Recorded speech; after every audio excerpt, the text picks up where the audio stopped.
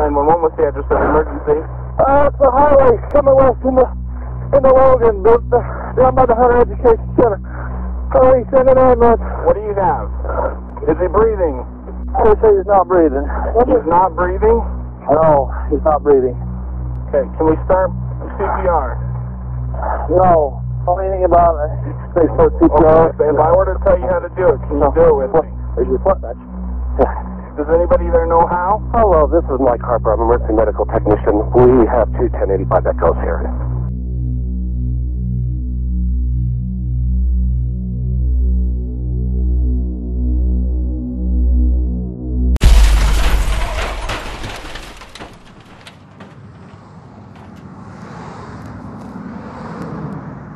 You know, you leave for work every morning. People do it every day. Never, ever do you leave with the intention to hurt someone. Ever. Never did I, either. You know? When I left that morning, it was definitely not my intention to hurt or harm anyone.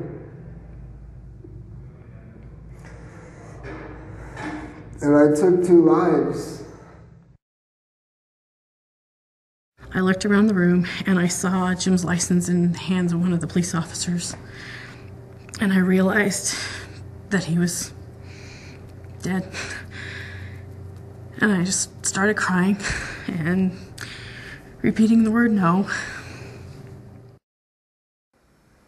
Keith was my whole world. He had his work, and he was so important to his work and his work for him. But for me, he was my whole world.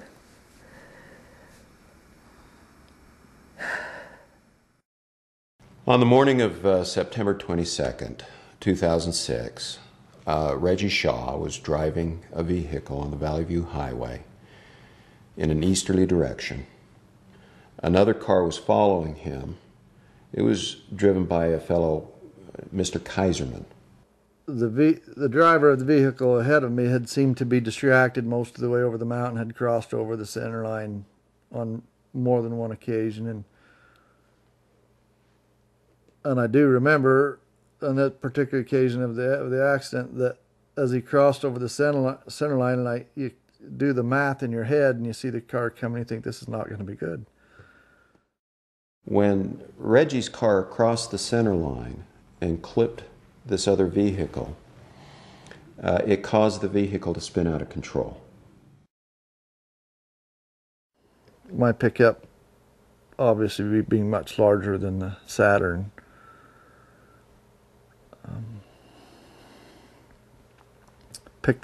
basically picked the Saturn up and carried it off into the ditch. Mr. Kaiserman's truck impacted the Fafaro vehicle at a high rate of speed. The combined speed of both vehicles would probably be close to 100 miles an hour as they struck. Unfortunately, at that moment, we believe that both Mr. Fafaro and Mr. Odell were killed instantly.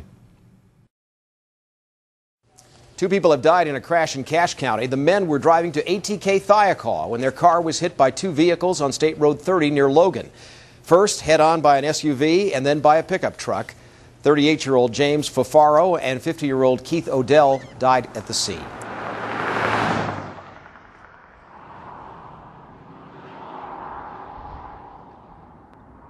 My name is Bart Rinlesbacher. I'm a trooper with the Utah Highway Patrol. I was the investigating officer on the Reggie Shaw crash. When I arrived, the scene was tense. Medics were on scene, obviously trying to take care of the injured that were there. We realized that there were fatalities involved, and it is a sad state when we have to remove the victims from their car and deal with identifying them and notifying their family. It's a traumatic thing for everyone involved. I think the average person upon seeing this would be horrified. I know that in my 15 years in law enforcement, I've dealt with this numerous times, and I still rarely sleep at night when I handle a fatality-involved accident. As we left the crash scene, I had met with Reggie Shaw and we were on our way to the hospital, and I actually was transporting him there, and I observed that he was texting on his phone, sending and receiving text messages. That's what piqued my interest into checking into his texting. On my way to work, I was sending and receiving text messages when I drifted across the center line and struck another car. They were both killed on impact. 5 months later, I learned that they were checking into his cell phone records and found out he was texting. And I remembered being so shocked that someone could be so selfish and irresponsible and kill my husband. All I can think when I think about the fact that he was texting is the fact that it doesn't take a lot of common sense to realize that when you're driving a vehicle at whatever speed, when you're texting, you're taking at least one hand off the wheel and you're taking your eyes off the road. And it doesn't take a lot of common sense to figure out that that's not what you should be doing when you're driving a vehicle. It's a very dangerous thing to do. And some of the studies that we've seen indicate that driving while texting is very comparable to driving while you're under the influence. And in fact, it's more dangerous in many cases than driving while you're under the influence of alcohol. Studies from the University of Utah show that if you're driving and texting at the same time, you're about as dangerous as somebody who's driving with a blood alcohol content that's twice the legal limit. My name is David Strayer, and I'm a professor of psychology at the University of Utah. Drivers who are text messaging or even talking on their cell phone suffer from something called inattention blindness, where something as obvious as a gorilla walking across the street, you're blind to it. You don't see it because your mind is so preoccupied or absorbed with the phone conversation or the text message that you just don't see the obvious thing that everybody else would see. About 80% of accidents on our highway are due to some form of driver distraction, where your mind's taken off the road for some period of time. And given that we have upwards of 40,000 fatalities on the highway every year, it's a significant problem. Polls show close to 70% of adults who drive admit they send and read text messages while driving. The same Harris Interactive poll also found texting while driving is a teenager's #1 distraction. You know, it pretty much runs my life. Everything I do on a daily basis is kind of centered around that accident and what happened. Things came easy for him. He athletics. I loved basketball. Just loved playing basketball, and he played football. He enjoyed that, and then he got into track, and he never ran track before and didn't have anybody to run hurdles, and he said, "Oh, I'll do it." He just a special kid. I don't think anyone feels that Reggie Shaw is a bad person. There's nobody that feels that. He just made a terrible decision in texting. So we charged Mr. Shaw with negligent homicide. That is, by texting while driving, he wasn't exercising the due care that a person should use when they're driving a vehicle. You cannot believe the immense tragedy this case caused in so many people's lives. The fact that he killed 2 men, that has to be such a difficult burden. And I think he's a very, very good kid who did just a really dumb thing. He's going to jail. Cache County Jail. To Reggie, who's never been away from home unless it was for something positive, every day will seem like an eternity for him.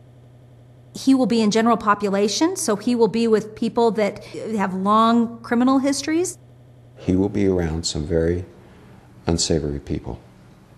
Their basic accommodations are about an 8 by 5 foot space. We worked out a deal where Reggie had to go into different schools and do a presentation on the dangers of texting and driving. Okay, I was texting and driving. I was 19 years old.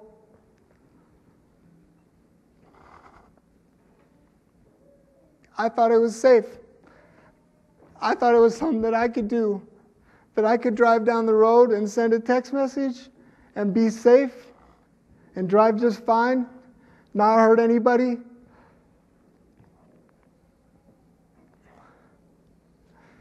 Cross the center line, 2 men killed.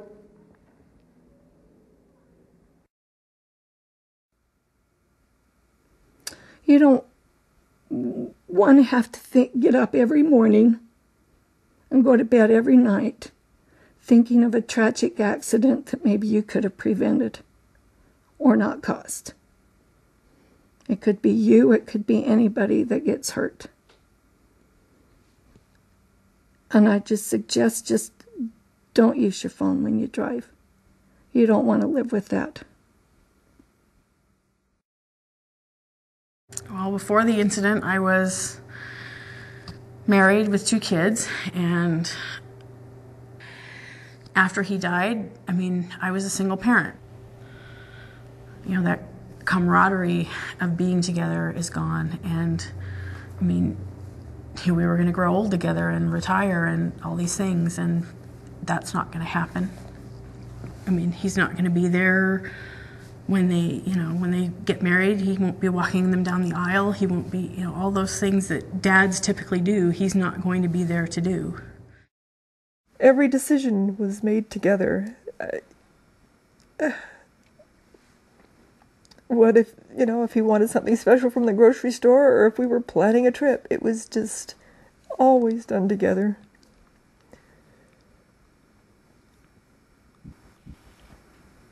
He was everything for me. It's been hard on my family, extremely hard on my children.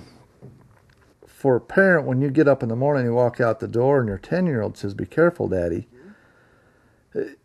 we would think life should be reversed, that we should be telling our children as they walk out the door, you be careful, you be safe. But my children fear for my life every day as I leave to this still. Having seen this tragedy, I have made sure that I don't answer my cell phone and try to make it so I'm not driving distracted. And I've also encouraged everyone that I can within my family to avoid that type of situation, because it's just an immense tragedy that occurred. You choose and text to drive. You might be fine one day. Next day, you're going to be right here in the same seat. You're going to be hanging out with these same people, having the same thoughts I'm having. You don't want that. You don't want to go through these things.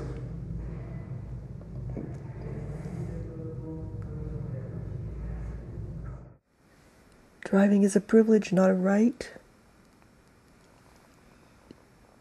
You have to take care of every minute when you're driving to be responsible for